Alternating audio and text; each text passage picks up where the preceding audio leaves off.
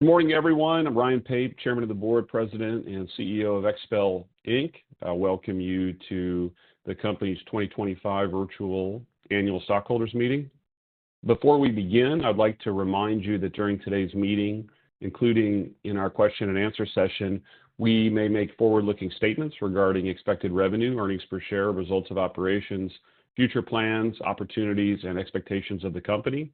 These estimates and plans and other forward-looking statements involve known and unknown risks and uncertainties that may cause actual results to differ materially from those expressed or implied.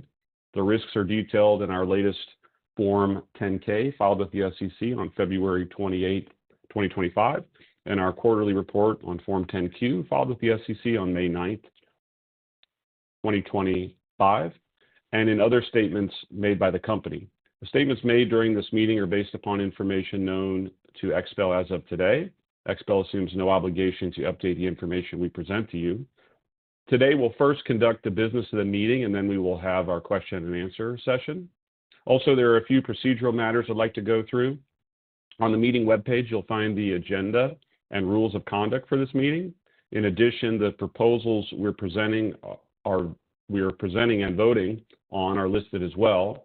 You may use the click here to vote your proxy if you wish to vote or change your prior vote during the meeting.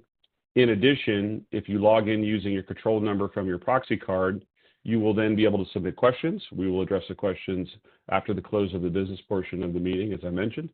Before we begin our presentations, I would like to introduce the members of the Board of Directors who are with us today on the webcast. In addition to me, you have Stacy Bogart, Rick Crumley, Mike Kalani, and John North. Barry Wood, our Senior Vice President and Chief Financial Officer, is serving as our Inspector of Elections. He has previously signed an oath of office, which has been properly filed in the corporate records. Also participating is Deloitte & Touche, the company's independent registered public accounting firm. Barry Wood will also act as Secretary of the meeting. I will now ask Mr. Wood to give us the quorum report and also a report on the other administrative matters.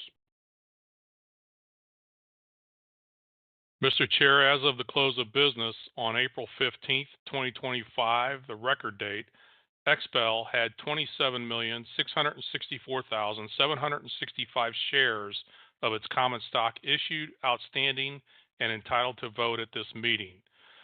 The stockholders entitled to cast more than 72% of the votes eligible to be cast at this meeting are present or represented by proxy. Therefore, a quorum is present and the meeting may proceed. In addition, I would like to report that the notice of annual meeting of stockholders dated April 25th, 2025, as well as form of proxy statement, and our annual report on Form 10-K were made available on the internet and by mail on or about that date to each of the stockholders of record of the company as of the close of business on the record date. Mr. Chair, I've provided to you the notice of annual meeting, proxy statement, form of proxy annual report on Form 10-K, and affidavit of mailing prepared by XPEL's transfer agent, Continental Stock Transfer and Trust Company. I also have a copy of a list of registered stockholders of the company entitled to vote at the meeting, which has been available for the 10 days preceding the meeting and open to the examination of any stockholder for any purpose germane to the meeting. Thank you, Barry.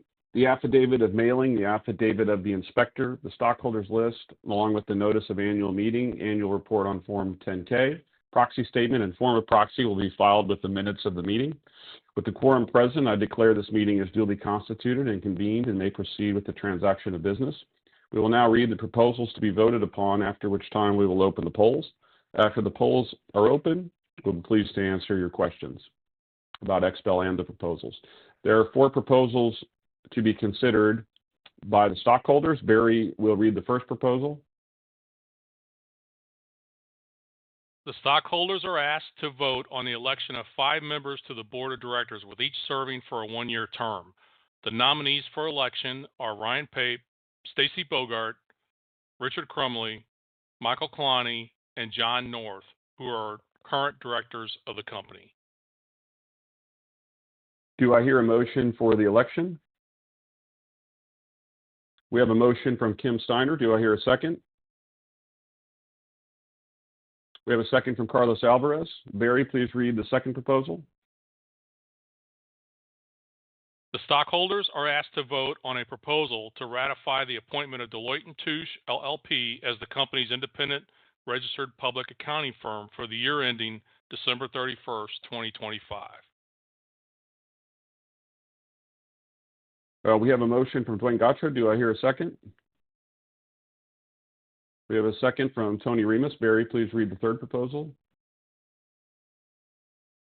Stockholders are asked to approve on an advisory basis the compensation of the company's named executive officers. We have a motion from Mike Mail. Do I hear a second? We have a second from Michael Mejia. Barry, please read the fourth proposal. The stockholders are asked to approve and adopt the XPEL Inc. 2025 Employee Stock Purchase Plan. Do I hear a motion for approval and adoption of the XPEL Inc. 2025 Employee Stock Purchase Plan? We have a motion from Chris Coffey. Do I hear a second? We have a second from Tony Remus. I now declare the polls open for voting of the motions.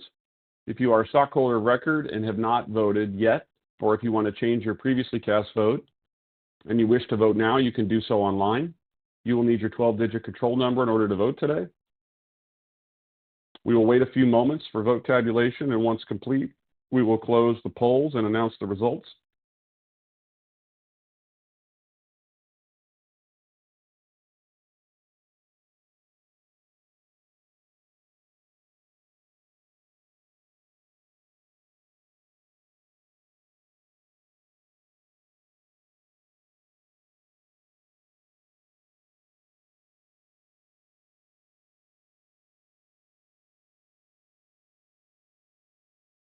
I understand the votes are now tabulated. I now declare the polls closed. Barry, please read the Inspector of Elections report on the tabulation of votes. Mr. Chair, the results based on the voting of shares represented by proxies on file and tabulated at the meeting this morning show the following. The director nominees have received the greatest number of votes of those shares that were represented at the virtual annual meeting and voted for the election of directors, and therefore each of them has been elected as a director to serve for the term expiring on the date of the company's 2025 annual meeting and until his or her respective successor is duly elected and qualified. The proposal to ratify the appointment of Deloitte & Touche LLP received a majority of the shares represented and entitled to vote at the annual meeting, and therefore the selection of Deloitte & Touche LLP as XPEL's independent registered public accounting firm for the year ended December 31st, 2025 has been ratified. The proposal to approve on an advisory basis the compensation of the company's named executive officers received the majority of the votes cast, represented, and entitled to vote at the annual meeting, and therefore the compensation of the company's named executive officers has been approved. The proposal to approve and adopt the XPEL Inc. 2025 Employee Stock Purchase Plan received a majority of the votes cast, represented, and entitled to vote at the annual meeting, and therefore has been approved. Mr. Chair, that concludes the report of the voting. Details of the results will be available for all stockholders in our filings with the SEC within 4 business days. And stockholders may also obtain the voting results by calling or writing our corporate secretary. With the voting concluded, there is no further business to be conducted at today's meeting, and the meeting is hereby adjourned. Thank you all for attending. Now we'll take a few questions that have come forward, and just a reminder, if you're listening live, you may submit your questions online. The first question was that XPEL has an incredible independent dealer base, and when we think about marketing, do we consider leveraging the creativity and the quality of the content that our independent dealers are creating? And how do we prioritize spending marketing dollars to amplify that content? I think it's a great point. We have an incredible base of independent XPEL installers around the world. And as many know, we have probably the best customers. We tend to have the biggest customers and the best customers. And core to that and core to those enthusiast roots for a lot of them is incredible creativity and incredible content. We all know how important that is. So we do have a process to leverage and amplify content that's being created by our customers. We do that a lot through Instagram, sometimes featured in promoted posts, sometimes in reels, and we also will provide a product in exchange in some cases to those that are creating good content to aid them in doing that. So it's hugely important. I think we can probably always do more. I think everybody would agree that it's valuable and it is really a benefit to our customers when we showcase what they're doing as well. In terms of how much do we spend on that directly? I don't know. It's a good question. It's probably hard to quantify. I think probably more of the expenditures go with trying to support content creation than on the amplification side, because the amplification and the channels we already have. Next question was appreciating the work you've done on manufacturing and localization of production across the globe. Has this enhanced your ability or speed to innovate new products faster than before? I would say the answer to that is yes. I think maybe a little bit broader reasons why, though. One, we've created a much deeper technical bench and product team, product manufacturing, quality, and R&D really over the past 5 years. So that's certainly one thing that's helped us move faster. Two, we've organized the company with increasing focus on core operating regions and trying to drive a little bit more autonomy and more decentralization of the business into those regions. And you don't have to look too far in trying to decentralize the business to realize where products need to be different in different regions, where product preferences are different in different regions. Could be environmental, could be cost of labor, various factors, could be other custom.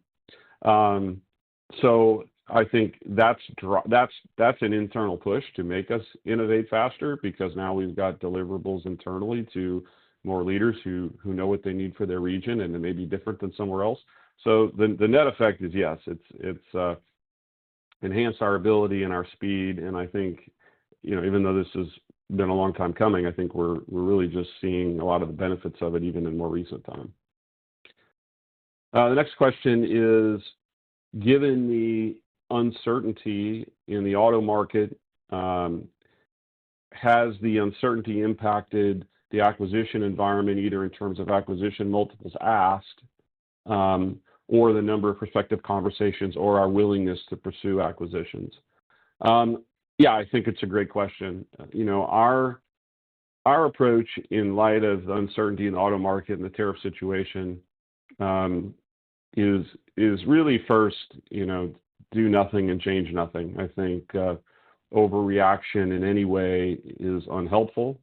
These are big, slow-moving problems and challenges, and they don't need us to prognosticate on what's going to happen to the auto market. That's not something we're good at. It's not our job. It's not our competency. I think when you consider our broader desires for capital allocation, we still want to and intend to invest the majority of our cash flow, and then some, perhaps as we can, into the business, and M&A being a big part of that. In terms of the things that we're looking at, I think the multiples asked, this is of concern to us. I think that when we compare our multiple as a business and how our business is perceived versus the expectations of some things we've looked at, our view is that some of these are too high, and so that's probably why you've seen maybe less M&A activity from us than perhaps we would like. But we're not going to overpay for things as a general rule. I just don't think we need to do that. So I think the question is really yet to come. I think if if there's really true pain in the automotive sector and if it extends into our space, maybe then we see acquisition multiples come down. But really, that pain as it intersects our sector really isn't here. I mean, you've got in the U.S., you've got good auto sales, maybe people front running tariffs. That's not a bad thing for our business. So I think if there's more pain to come, and it's probably going to come later, that'd be the time to maybe see that.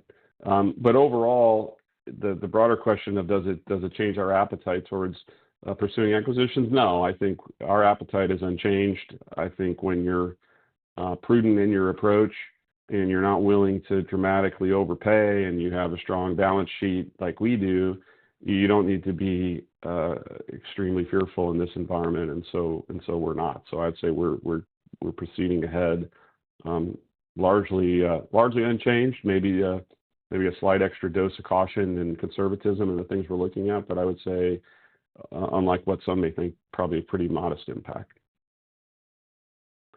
So with that, I don't see any other questions submitted. So the webcast is concluded. We'll wrap it up.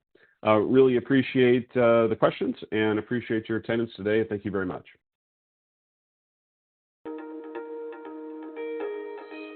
The meeting will go on air at the scheduled time on the meeting webpage.